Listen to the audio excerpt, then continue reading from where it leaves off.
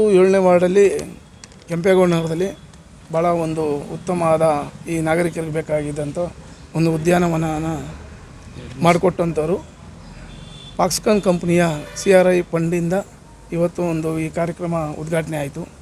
ಭಾಳ ಚೆನ್ನಾಗಿ ಅದ್ಭುತವಾಗಿ ಮಾಡಿಕೊಟ್ಟಿದ್ದಾರೆ. ಅವರಿಗೆ ಮೊದಲು ನಾನು ತುಂಬ ಹೃದಯದ ಧನ್ಯವಾದ ಅರ್ಪಿಸ್ತೀನಿ. ನಮ್ಮ ವಾರ್ಡಲ್ಲಿ ಈಗಾಗಲೇ ಸಾಕಷ್ಟು ಕಂಪ್ನಿಗಳವರು ಒಂದು CSR ಅನುದಾನ ಇರ್ಬೋದು, CRI ಅನುದಾನ ಇರ್ಬೋದು, ಆ ಅಡಿಯಲ್ಲಿ ಇವತ್ತು ಡೆವಲಪ್ ಮಾಡ್ತಾಯಿದ್ದಾರೆ.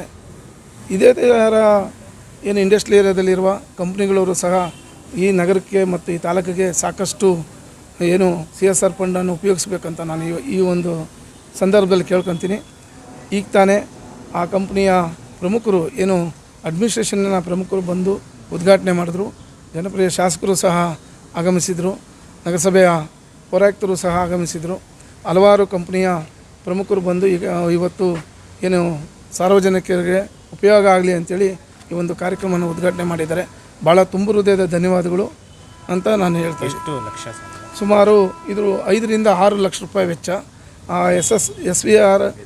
SSR ಎಂಟರ್ಪ್ರೈಸಸ್ಸು ನಮ್ಮ ರೇಣುಕಾ ಪ್ರಸಾದ್ ಅಂತ ನಮ್ಮ ಹುಡುಗನೇ.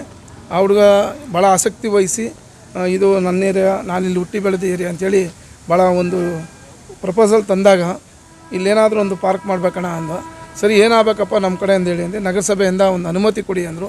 ನಮ್ಮ ನಗರಸಭೆಯಿಂದ ಅದು ಜನರಲ್ ಬಾಡಿಯಲ್ಲಿ ಇಟ್ಟು ಒಂದು ಅನುಮತಿ ಪತ್ರ ಪಡೆದ ನಂತರ ಈ ಮೊದಲು ಹಿಂದೆ ನೋಡಿದರೆ ನೀವು ನಿಜವಾಗೂ ಏನು ಈ ಟ್ಯಾಂಕ್ ಕೆಳಗಡೆ ಈ ಥರ ಇದೆ, ಭಾಳ ಸಿದುಕಿತ್ತು, ಮರ ಗಿಡಗಳೆಲ್ಲ ಬೆಳೆದೋಗ್ಬಿಟ್ಟಿತ್ತು, ಬರೀ ಭಾಳ ಅವಸ್ಥೆ ಆಗಿತ್ತು.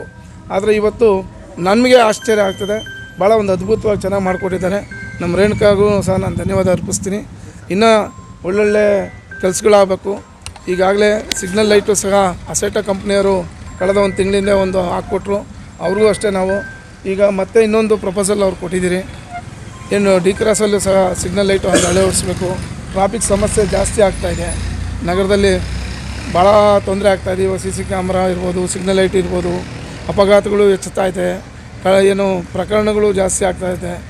ಆದ್ದರಿಂದ ಇಂಥ ಕಂಪ್ನಿಗಳವರು CSR ಫಂಡನ್ನು ಈ ಥರಕ್ಕೆ ಉದ್ದೇಶಕ್ಕೆ ಬಳಸಿದ್ರೆ ಭಾಳ ಸಾರ್ವಜನಿಕರ ಅನುಕೂಲ ಆಗ್ತದೆ ಅಂತ ಹೇಳ್ತಾ ಇದ್ದೀನಿ.